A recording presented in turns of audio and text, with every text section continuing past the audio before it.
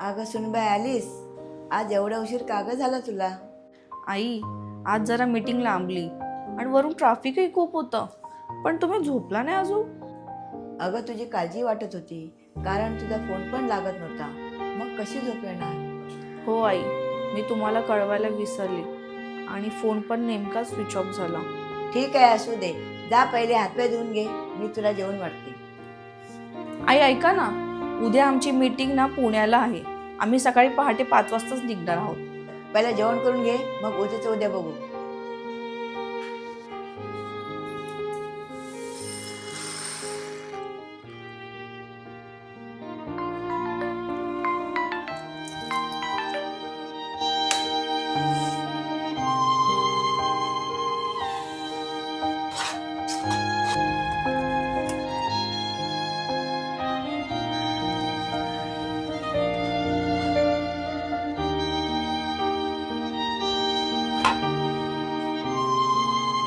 आई, तुम्ही एवढ्या सकाळी उठलात?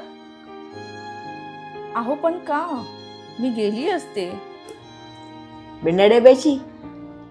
अहो आई, ह्याची काय गरज होती? मी खाल्लं असतं काहीतरी बाहेर. वा, आमच्या पोटासाठी तू धावपळ करतेस आणि तूच बाहेरचं खाणार. देव तरी आम्हाला माफ करेल. आई, जे मी करते ते माझं कर्तव्य करते. आणि मी माझं. द्या.